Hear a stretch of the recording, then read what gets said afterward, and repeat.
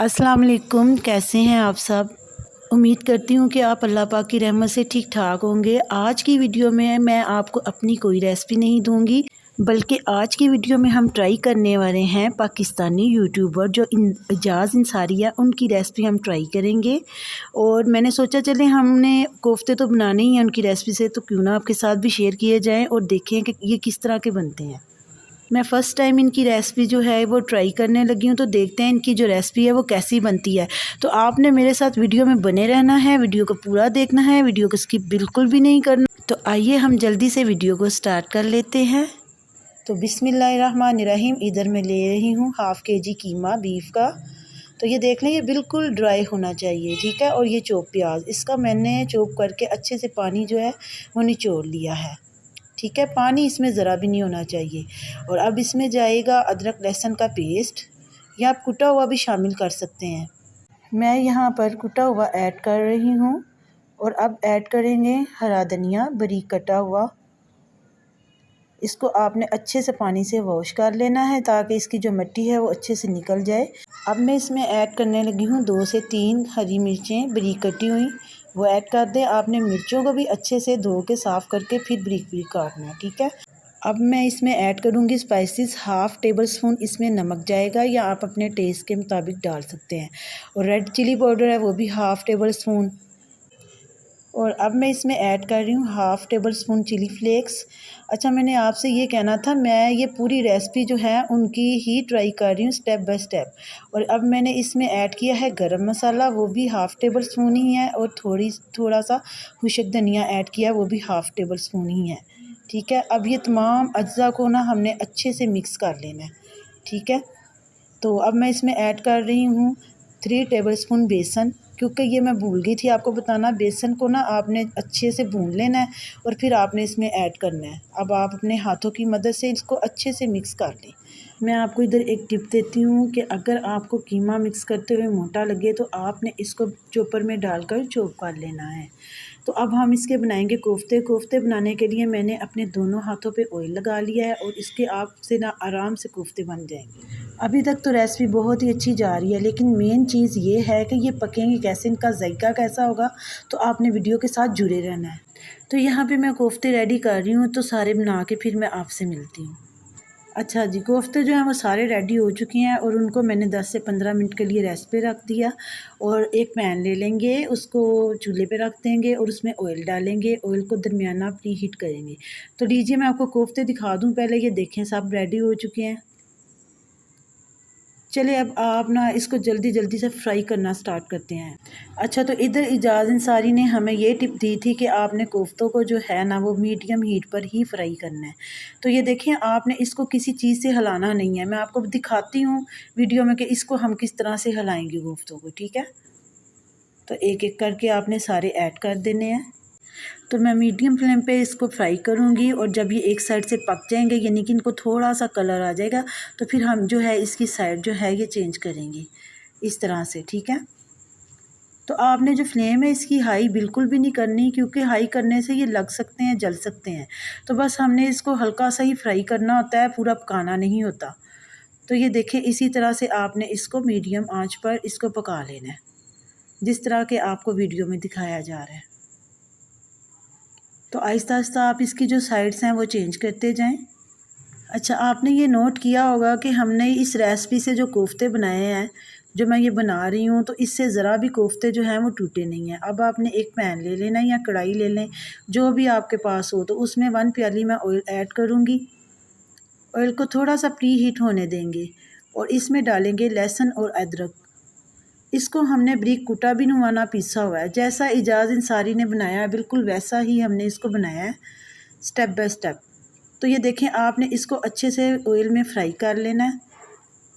और उसके बाद मैं इसमें बारीक कटे हुए 2 मीडियम साइज़ के प्याज ऐड करूँगी।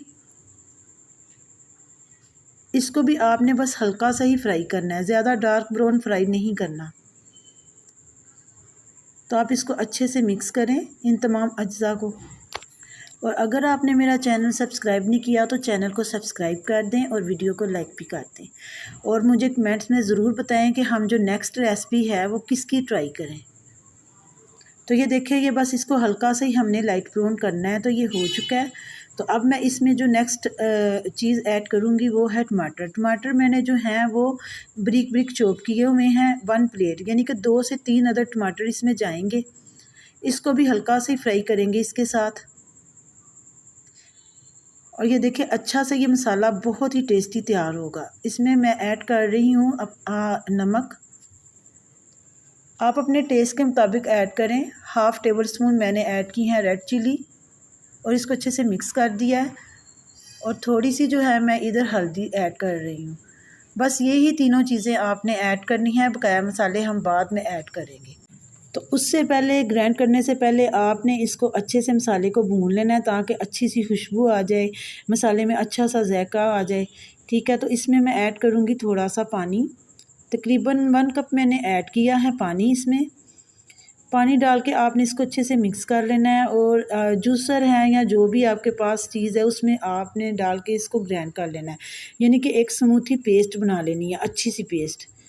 ठीक है, तो मैं इसको पेस्ट बनाने लगी हूँ। उससे पहले मैंने ये थोड़े से 3 से 4 अदद बादाम लिए हैं, आप ज़्यादा भी ऐड कर सकते हैं। तो आप ना बादाम डाल के इसको अच्छी सी पेस्ट बना लें। तो ये देखिए कितनी अच्छी पेस्ट तैयार हो चुकी है।